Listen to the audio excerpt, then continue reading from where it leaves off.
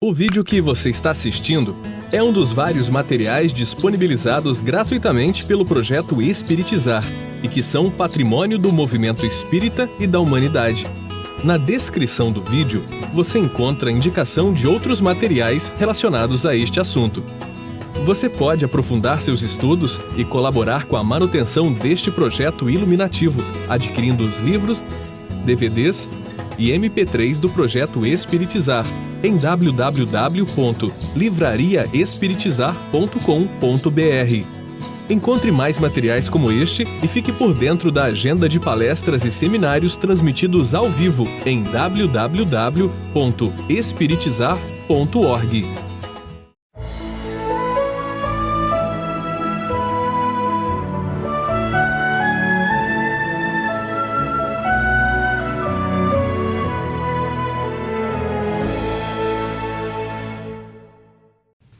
Olá, seja bem-vindo ao programa Espiritizar. Certamente você já ouviu falar sobre os chakras. O que são eles? E qual relação com o fluido vital? Esse é o nosso tema de hoje. Olá, estamos juntos novamente para mais uma videoaula do curso sobre fluidoterapia espírita.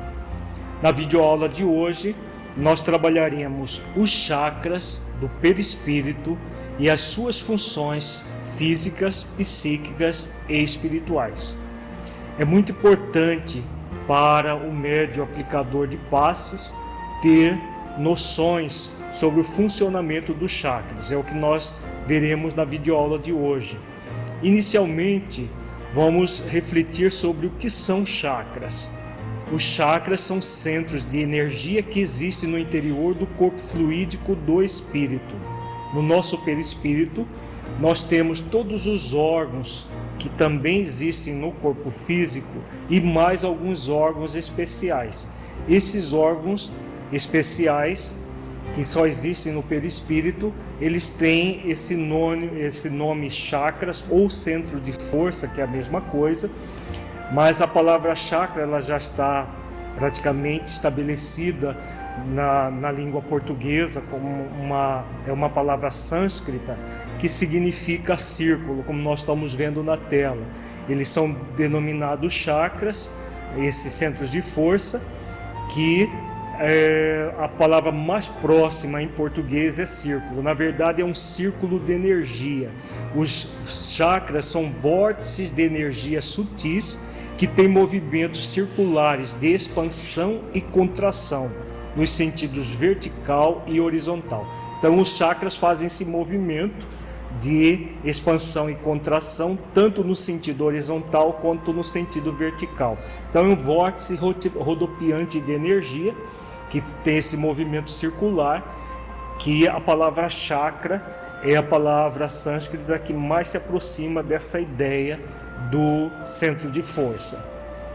Esses movimentos podem ocorrer de uma forma lenta ou rápida, dependendo do nível de energia que está impregnando o chakra. Se o chakra está com excesso de energia, vai haver uma lentidão no próprio processo de contração e expansão do chakra. Quando há uma falta de energia, essa contração pode ser mais rápida. E quando o chakra está com energia exatamente como deve ser, a contração e a expansão vão ser na velocidade normal. Vejamos agora a função dos chakras. Cada chakra troca energia com o campo de energia universal. Por isso é importante normalizar o fluxo de energia que pode estar inibido ou congestionado. Quanto mais energia deixamos fluir, mais sadios nós seremos. Então os chakras, todo o fluxo de energia, os próprios passes magnéticos, eles são transmitidos a partir do 7º chakra, que fica aqui no topo da cabeça, distribuído para os demais chakras a partir do 4º, que fica aqui no centro do peito.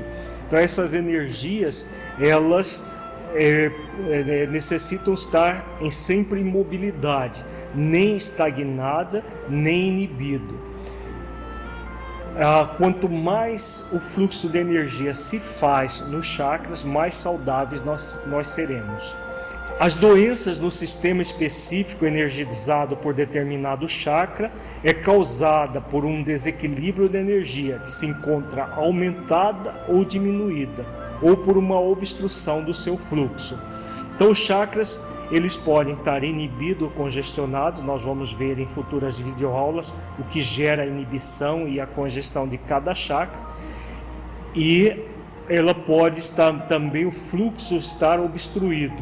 O fluxo de energia que se dá do 7º chakra, no topo da cabeça, até o 1º chakra, bem aqui próximo do cóccix, esse fluxo de energia, muitas vezes ele é bloqueado, ele é inibido, ele é congestionado, e todo esse processo de congestão, inibição ou bloqueio do fluxo de energia vão produzir as doenças.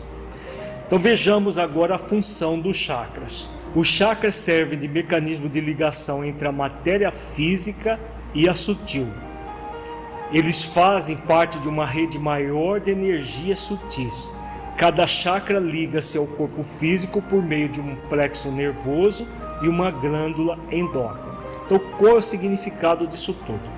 Nós somos um ser espiritual, temos um perispírito e temos um corpo físico. O espírito e o perispírito estão intimamente ligados. Como nós vimos em videoaulas anteriores, não dá para separar o espírito do perispírito, apenas didaticamente.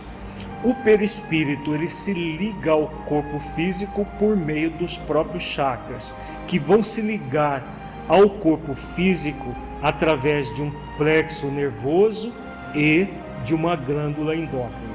Então, o conjunto de ligação do perispírito ao corpo físico vai se dar via chakra, que utiliza o sistema nervoso e endócrino para uma ligação mais direta com o corpo físico. Nós vamos ver em futuras videoaulas detalhes desse processo acontecendo e o trabalho de cura, o passe magnético influenciando todo esse mecanismo. Nós estamos vendo nesse esquema, nesse primeiro esquema que está mostrando na tela, um plexo nervoso, para que nós entendamos o que é esse plexo. É uma espécie de novelo de nervos que saem de um mesmo conjunto. Aqui nós estamos vendo um plexo nervoso que sai da coluna cervical.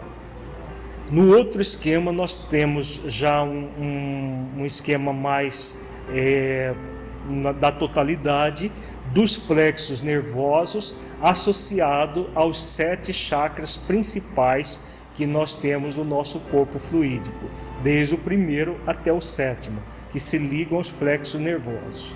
Na próxima tela nós veremos as glândulas endócrinas. Então nós temos desde os testículos, ovário, a glândulas suprarrenais, o pâncreas endócrino, a glândula timo, a glândula tireoide, a hipófise e a epífise, ou glândula pineal. Então todas essas glândulas estão intimamente ligadas aos plexos nervosos, que por sua vez são energizadas pelos 7 chakras principais. Então nós temos aqui no esquema os 7 chakras principais. O primeiro, chamado de chakra raiz, ele está ligado ao plexo nervoso sacro-coccígeo.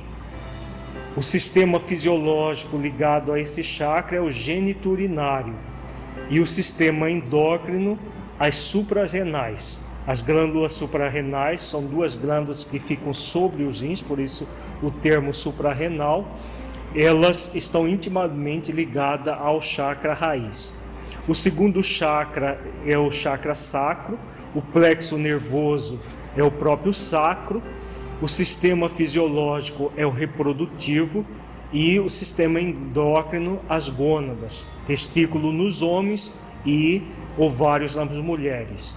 O terceiro chakra é o chakra do plexo solar, O plexo nervoso é o próprio solar. O sistema que ele está ligado é o sistema digestivo. O sistema endócrino é o pâncreas endócrino. O pâncreas tem duas partes. Tem a parte endócrina e a parte exócrina do pâncreas. A parte exócrina secreta enzimas digestivas que auxiliam na digestão dos alimentos. E a parte endócrina do pâncreas secreta dois hormônios importantíssimos no metabolismo do nosso corpo: o glucagon e a insulina. O glucagon é importante no metabolismo dos líquidos do corpo, da excreção dos líquidos, e a insulina dos açúcares que nós nos alimentamos e vão circular no nosso corpo através do sangue. E a insulina controla todo o metabolismo dos açúcares no nosso corpo. O quarto chakra é o chakra do coração. O plexo nervoso é o cardíaco. O sistema que esse chakra é responsável é o sistema circulatório. E a glândula endócrina ligada a esse chakra é a glândula timo. A glândula timo é a glândula importantíssima do sistema imunológico do nosso corpo, que proporciona a defesa do nosso corpo contra micro-organismos e outras substâncias externas ao nosso corpo. O quinto chakra é o chakra da garganta.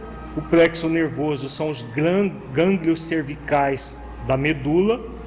O sistema fisiológico ligado a esse chakra é o sistema respiratório.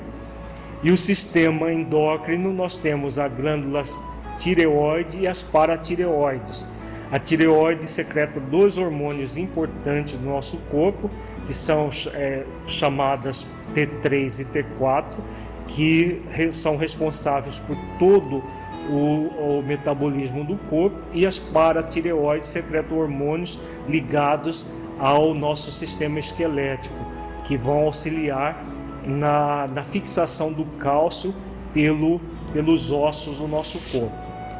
O sexto chakra é o chakra da testa. O plexo nervoso ligado a esse chakra é o hipotálamo.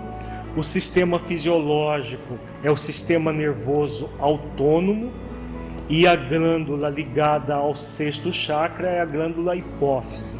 É a principal glândula do nosso corpo. A hipófise é uma glândula que secreta vários hormônios que controlam as demais glândulas de todo o corpo humano. O sétimo chakra é o coronário. O plexo nervoso é o córtex cerebral, a parte mais nobre do nosso sistema nervoso.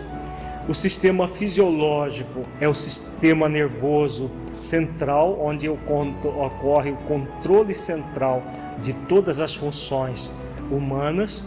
E a glândula ligada ao coronário é a glândula pineal. É a glândula mais importante para o nosso psiquismo. Enquanto que a hipófise é a glândula mais importante para o funcionamento do nosso corpo, a glândula pineal é a glândula mais importante para o funcionamento do nosso psiquismo e a nossa ligação com o mundo espiritual, que vai se dar a partir da glândula pineal. Nós vamos ver nas próximas videoaulas sobre a importante função da glândula pineal no próprio processo da mediunidade. E em cursos posteriores que nós ministraremos em videoaulas, nós falaremos especificamente da glândula pineal, principalmente quando trabalharmos as questões mediúnicas. Cada chakra, ele liga-se aos demais através de fios de energia chamado nadis. São através desses fios que eles se ligam aos plexos nervosos e às glândulas. Então nós temos os 7 chakras principais e entre cada chakra filamentos energéticos que são chamados de nadis. Os chamados meridianos da acupuntura nada mais são do que esses nadis que funcionam em todo o perispírito.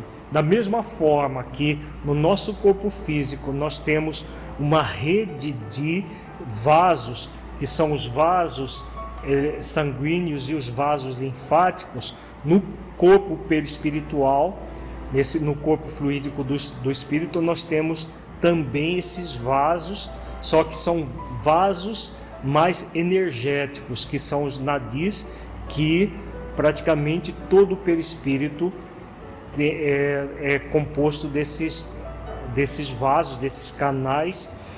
No caso, por exemplo, dos pontos de acupuntura, nada mais são do que microchakras que ficam localizados na nossa pele. Quando o acupunturista, por exemplo, ele trabalha com a agulha num determinado ponto, ele estará estimulando ou retirando excesso de energias dos próprios chakras.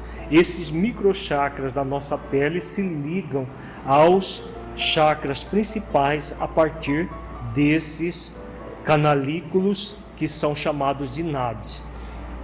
Então vejamos aqui nesse esquema esses canalículos chamados de nadis. Nós estamos vendo na primeira esquema os 7 chakras principais, e no segundo esquema é um esquema de acupuntura que mostram os chamados nadis. Nós estamos vendo agora nesse esquema os 7 chakras principais e as funções psíquicas de cada um deles. O primeiro chakra é o chakra da segurança, o segundo chakra, o chakra do prazer, o terceiro do poder, o quarto do amor, o quinto do conhecimento, o sexto da inspiração e o sétimo da transcendência. Então esses nomes de cada um dos chakras diz respeito às funções psíquicas de cada um deles. Nós vamos ver em detalhes nas futuras videoaulas essas funções psíquicas e a importância delas nas nossas vidas.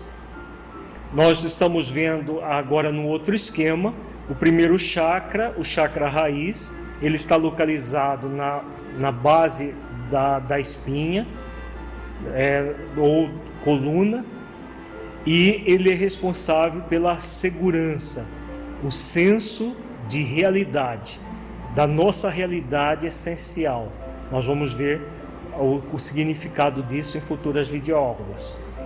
O segundo chakra é o sacro, fica abaixo do umbigo, ele é responsável pelo prazer. O terceiro chakra é o chakra do plexo solar, fica localizado no abdômen superior, responsável pelo poder. Esses 3 primeiros chakras são chamados chakras fisiológicos. Por que chakras fisiológicos? Eles estão mais ligados aos processos físicos do ser, a nossa parte mais voltadas às questões da sobrevivência no corpo físico. Eles têm uma função importantíssima na manutenção da nossa integridade no corpo físico, por isso são chamados de chakras fisiológicos.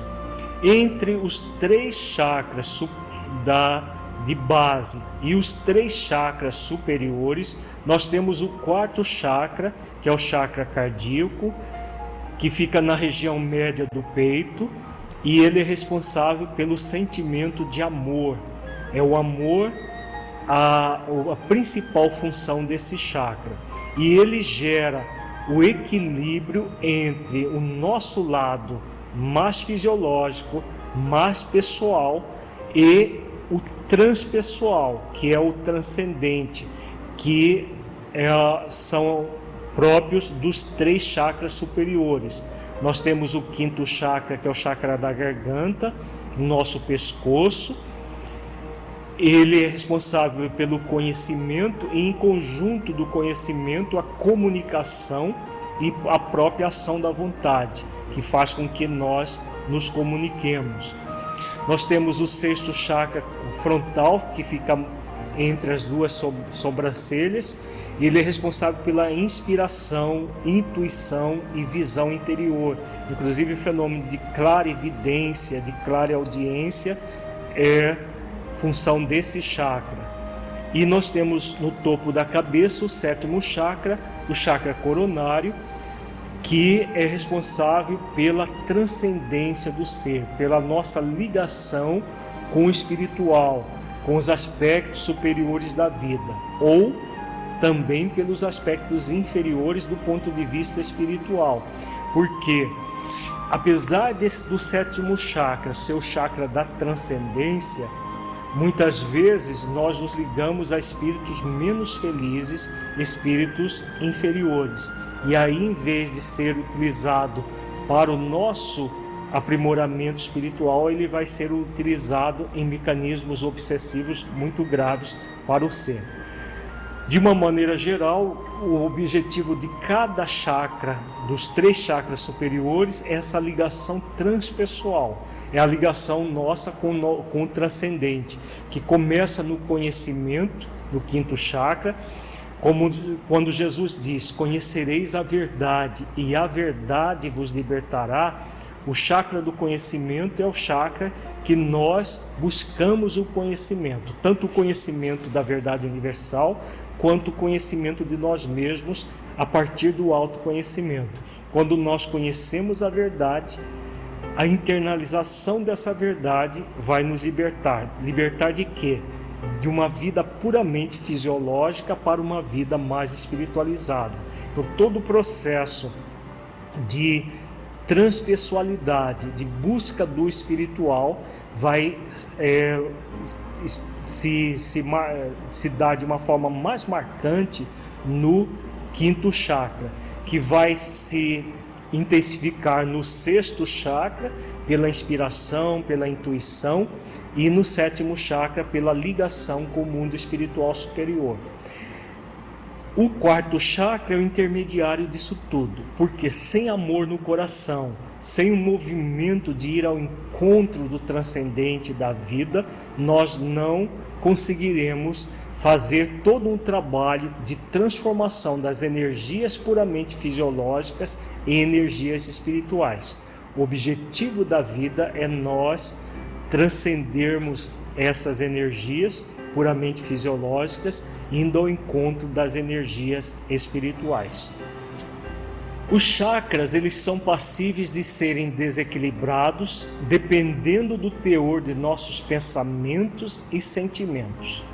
Quando vivemos de forma hedonista, apenas para obter prazer, hiperestimulamos os chakras fisiológicos em detrimento dos transpessoais, tornando-os congestionados.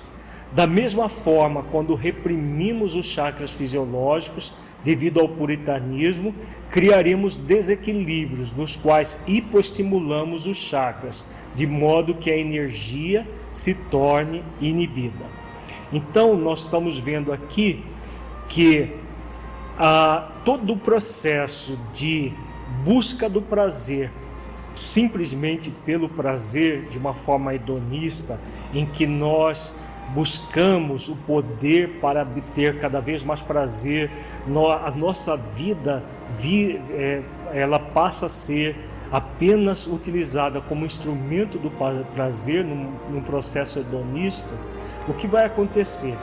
Nesse processo hedonista, nós vamos congestionar os 3 primeiros chakras. É o que nós estamos vivendo, principalmente nos nossos dias. As pessoas buscando a qualquer custo essa vida de prazer, no sexo, nas drogas, no poder, na má utilização do dinheiro, em todas as áreas que produzem um profundo sensualismo. Todas as vezes que nós fazemos isso, o resultado é a hiperestimulação dos 3 chakras fisiológicos, que produzirão um bloqueio de energia, que estarão afetando o 4º chakra e os chakras superiores também.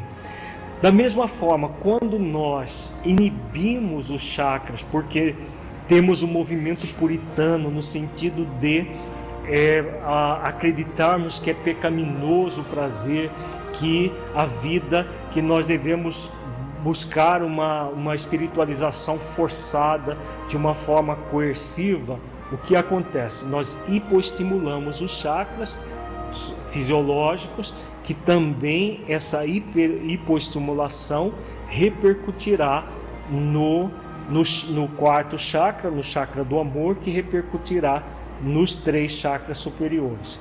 Então nós devemos, com relação às energias, buscar o equilíbrio, nem repressão, nem exacerbação do nosso lado fisiológico, mas a utilização dos 3 chakras, sempre buscando a transcendência do ser.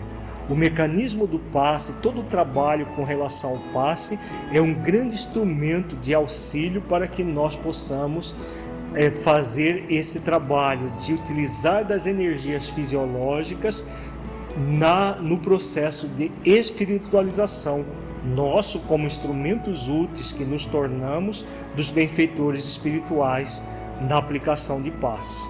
Então nós estamos vendo a importância das nossas escolhas. Nós podemos escolher entre o desequilíbrio da hipoestimulação, o desequilíbrio da hiperestimulação e o equilíbrio da estimulação adequada dos nossos chakras. Vai depender do uso da nossa vontade, da canalização das energias que todos nós temos capacidade de realizar. Estamos vendo agora nessa tela o tipo de desequilíbrio na energia dos chakras. Pode haver a congestão das energias. Quando os chakras estão congestionados, vai haver uma tensão, uma tendência à irritação, à ansiedade, à agitação, à violência. Tudo isso provoca a congestão dos chakras. A congestão dos chakras produz a congestão dos órgãos e vai gerar doenças como hipertensão arterial, gastrites, úlceras, hipertireoidismo, hiperglicemia, artrites, cefaleias, que são doenças próprias desse congestionamento das energias. Então imaginemos, por exemplo, só para título de comparação, o trânsito congestionado. Quando o trânsito está congestionado por excesso de carros, o que acontece? O fluxo de carros se dá de uma forma muito lenta. Então, quando há congestão de energias, há todo um processo de excesso de energias e a energia não circula. Então, produzindo doenças como as gastrites, as úlceras, a hiperestimulação da glândula tireoide, etc. Quando há falta de energias, vai acontecer uma inibição dos chakras. Essa inibição é produzida pela inércia, por uma hipotonia, desânimo, depressão. Tudo isso vai produzir inibição de energias. A inibição das energias inibe os chakras, que vão inibir os órgãos e as glândulas, gerando doenças como hipoglicemia, hipotensão, cansaço, sonolência, hipotireoidismo, etc. Então são doenças próprias da falta de energia. Então voltemos ao trânsito para nós entendermos. Imaginemos um dia que o trânsito passa muito pouco carro, né? Um domingo, um feriado, que são também a energia, a quantidade de carros que circulam é pouca, é mínima, também gerando um fluxo de carros bem menor. Então, tanto o excesso gera um fluxo de energias menor, porque elas ficam excessivamente congestionadas, quanto na inibição, que é a falta de energia. Tanto uma situação como outra gera desequilíbrios nos chakras, inibindo ou congestionando, hiperestimulando o chakra. Vejamos agora, neste esquema, qual é a causa de desequilíbrio nos chakras. A causa do desequilíbrio é produzido pelo egocentrismo. A pessoa egocêntrica, ela está voltada simplesmente para si própria, e voltada principalmente para os 3 chakras fisiológicos, principalmente o terceiro chakra, que é o chakra do poder. Existem 2 tipos de egocentrismo. Existe o egocentrismo voltado para dentro e o egocentrismo voltado para fora. O egocentrismo voltado para dentro é aquele onde os sentimentos egóicos evidentes predominam. Que sentimentos egóicos são esses? Egoísmo, orgulho, vaidade, presunção, a ansiedade, todos os sentimentos negativos que nos caracterizam são os sentimentos chamados de egóicos evidentes. Quando a pessoa cultiva esse tipo de sentimento, por exemplo, egoísmo e orgulho, a pessoa egoísta, orgulhosa, ela vai tender a agir de uma forma prepotente sobre outras pessoas. Então, tudo isso diz respeito ao mau uso do terceiro chakra. Em vez de usar o chakra equilibradamente para exercitar o poder, a pessoa abusa do poder agindo de uma forma coerciva, de uma forma prepotente. Então, esse é um exemplo muito claro de desequilíbrio dos chakras. Nós vamos ver nas próximas videoaulas os vários tipos de desequilíbrios em cada chakra especificamente. Nós temos também o egocentrismo voltado para fora, onde os sentimentos egóicos mascarados predominam. Esses sentimentos egóicos mascarados são frutos de um processo de falsear os próprios sentimentos evidentes. Quando a pessoa reprime, bloqueia os sentimentos evidentes, elas acabam criando os sentimentos mascarados, em que vai gerar, por exemplo, o pseudo-altruísmo, o pseudo-amor,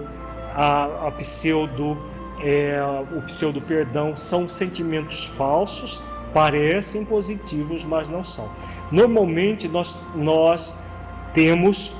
estamos vendo pela seta entre os esquemas que nós transitamos entre o egocentrismo voltado para dentro e o egocentrismo voltado para fora, que é simbolizado por essa seta com sentido duplo. Quase sempre nós estamos no movimento egóico evidente, voltado para dentro. Esses sentimentos, como eles são muito mal vistos socialmente, como a maioria de nós ainda temos dificuldades de sermos autênticos, em vez de buscar o equilíbrio, nós buscamos desenvolver os sentimentos egóicos mascarados. Simplesmente reprimimos os evidentes e desenvolvemos os mascarados. Nenhuma situação nem a outra vai gerar o equilíbrio. O equilíbrio é gerado por aquilo que nós chamamos de holocentrismo.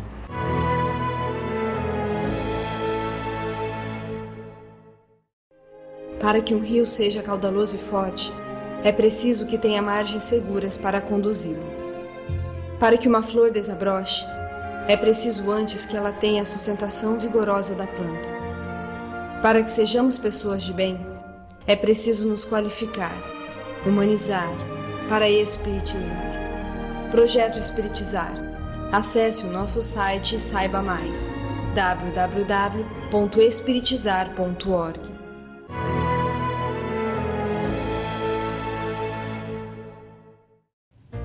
Como vimos, os chakras servem de ligação entre a matéria física e a sutil. Veremos agora um exemplo da importância do seu equilíbrio. Confira. Vejamos na próxima tela algumas explicações de Clarencio no livro Entre a Terra e o Céu, de André Luiz, sobre os chakras, também chamados de centros de força. Então vejamos o que Clarencio diz a André Luiz.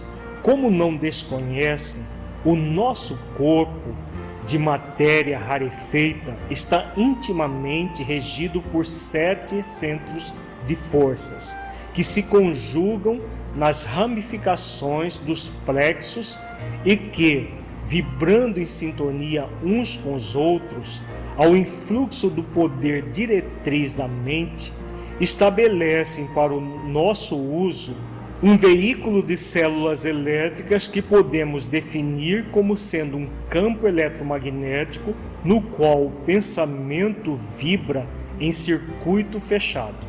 Então aqui nós estamos vendo a explicação de Clarencio, que nós temos esses 7 chakras, os 7 centros de força, e que eles são geridos pelo nosso pensamento, produzindo todo um conjunto de energias que, como ele diz aqui, é o veículo de células elétricas, que na verdade ele está falando do corpo fluídico, dos nadis e dos próprios chakras.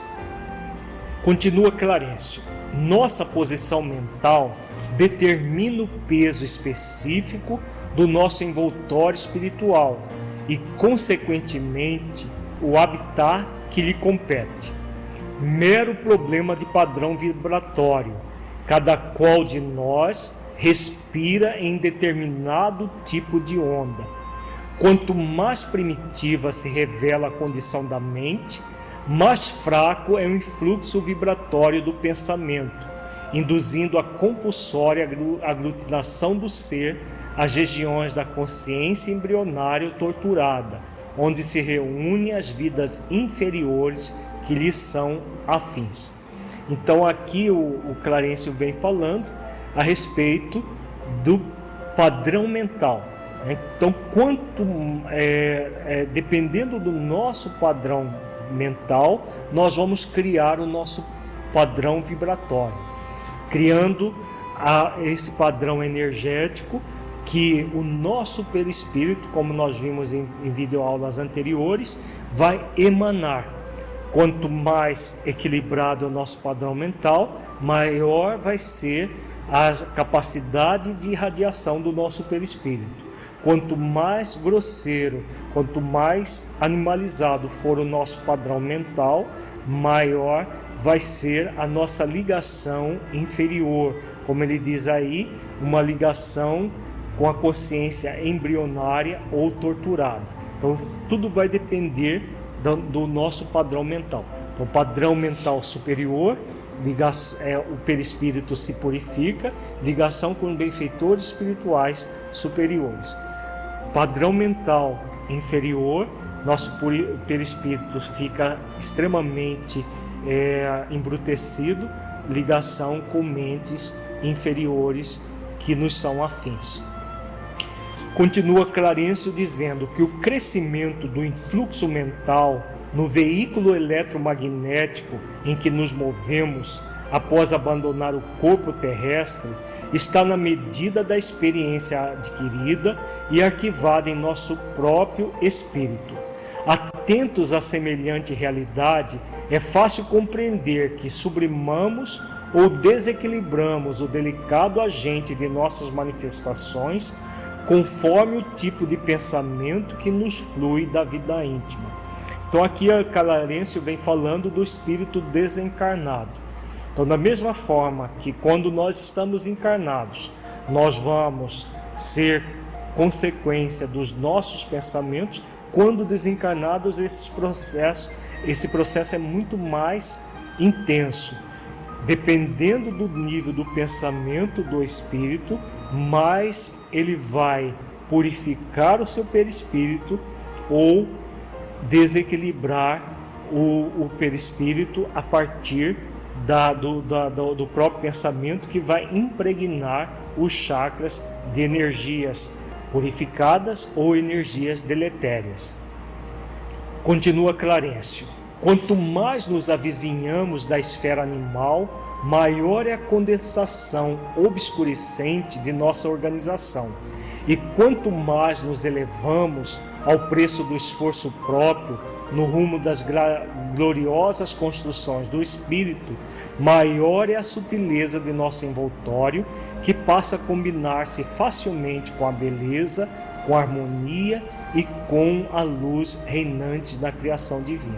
Então aqui ele vem e coloca de uma forma bem explícita a opção que nós temos: animalidade ou espiritualidade. É claro que isso não é só para o espírito desencarnado, funciona também para o encarnado.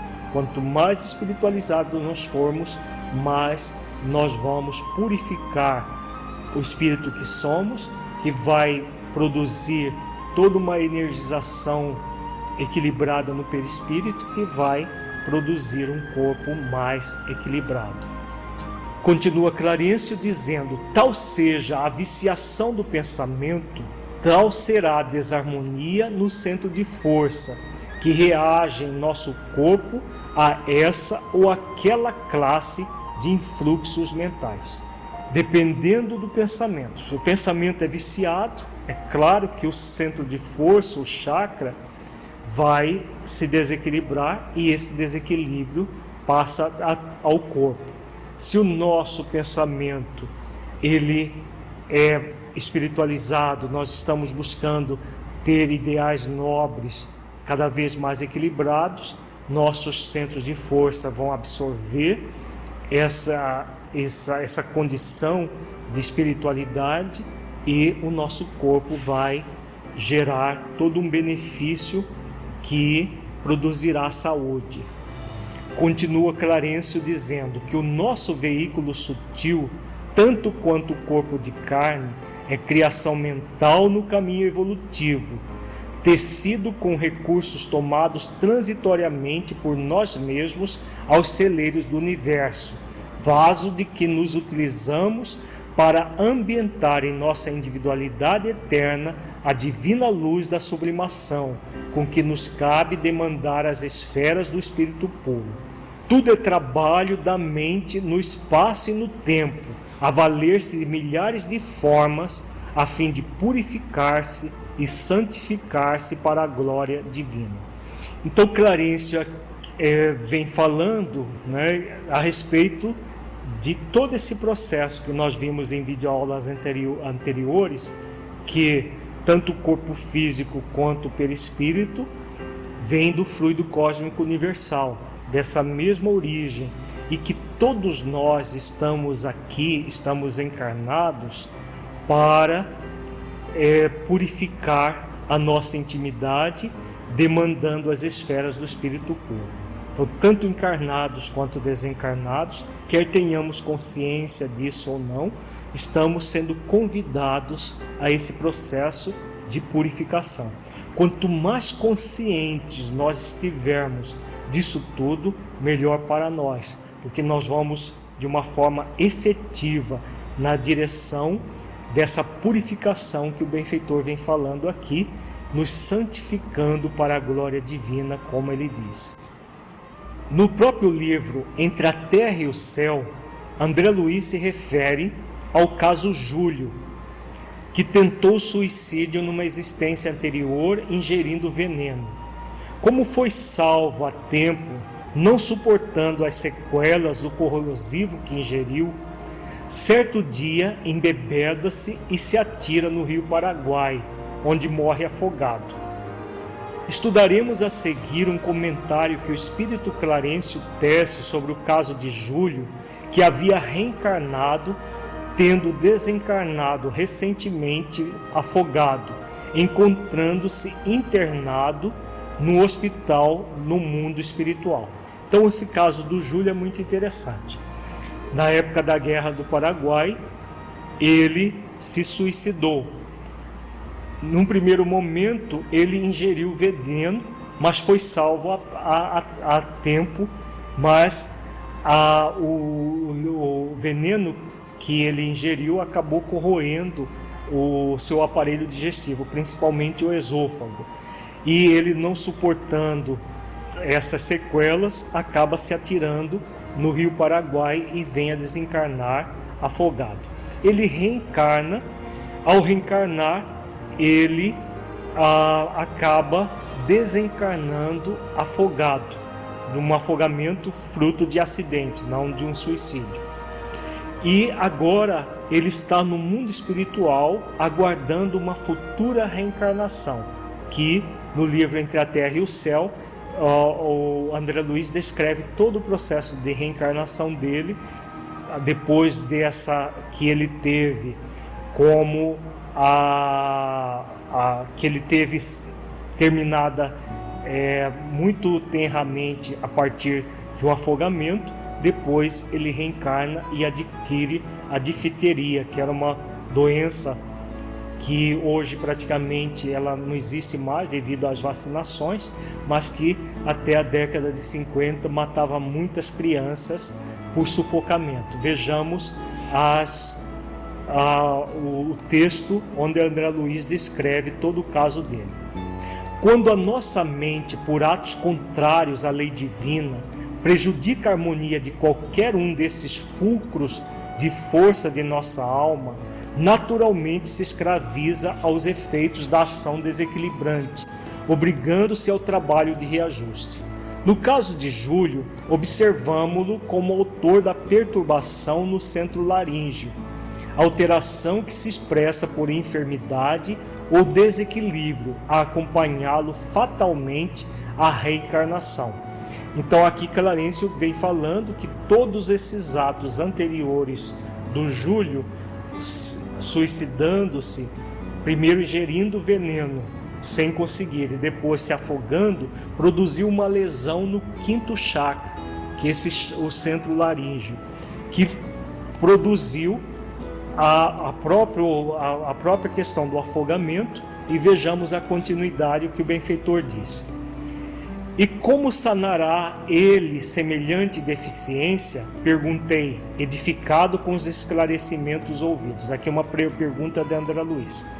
Com a serenidade invejável de sempre, o ministro ponderou. Nosso Júlio, de atenção encadeada à dor da garganta, constrangido a pensar nela e padecendo-a, recuperar-se-á mentalmente para retificar o tônus vibratório do centro laríngeo, restabelecendo-lhe a normalidade em seu próprio favor. Então, na verdade, o que o Júlio ele reencarna e tem uma série de problemas na garganta. Cada doença que ele tem na garganta, ele está se reequilibrando energeticamente no nível do perispírito. Então, a doença sendo utilizada como instrumento de cura no caso do Júlio. É uma doença karmática muito clara aqui. Continuemos o texto. E de certo, para agravar com mais segurança a elucidação, concluiu: Júlio renascerá num equipamento fisiológico deficitário que de algum modo lhe retratará a região lesada a que nos reportamos. Sofrerá intensamente do órgão vocal, que sem dúvida se caracterizará por fraca resistência aos assaltos microbianos. Em virtude de o nosso amigo haver menosprezado a bênção do corpo físico, será defrontado por lutas terríveis, nas quais aprenderá a valorizá-lo. De fato, logo depois, Júlio reencarna com deficiências nos órgãos da garganta, vindo a desencarnar vitimado pela difteria laringotraqueal, que é uma forma grave de difteria em que a infecção se estende à laringe e à traqueia, ocasionando, além de congestão e edemas locais, a instalação de pseudomembrana com sufocação. Então o Júlio ele acaba reencarnando, tem a difteria, que era uma doença muito grave nessa época que ele reencarna, a década de 40, 50 do século passado, e sofre uma sufocação para se quitar perante a lei divina os débitos que ele trazia do passado. Então ele lesa com o suicídio o centro laríngeo e com as doenças que passou a ter em tenridade e com a difteria que foi fulminante, ele acaba por recompor o perispírito a partir da dor. Exatamente como nós vimos no seminário sobre o suicídio que nós trabalhamos anteriormente. Todas as vezes que nós defraudamos as leis divinas, nós estamos incorrendo em mecanismos muito dolorosos. Então nós colocamos esse caso apenas para exemplificar que muitas vezes determinados problemas eles não têm uma solução imediata, eles só terão uma solução a curto e médio prazo e às vezes até em longo prazo, como o caso de alguns suicidas, mas o objetivo da doença é a recomposição perispiritual. Nós vimos essa primeira videoaula sobre os chakras, que foi uma videoaula preliminar. Muita paz a todos e até a próxima videoaula. Agradecemos a sua companhia.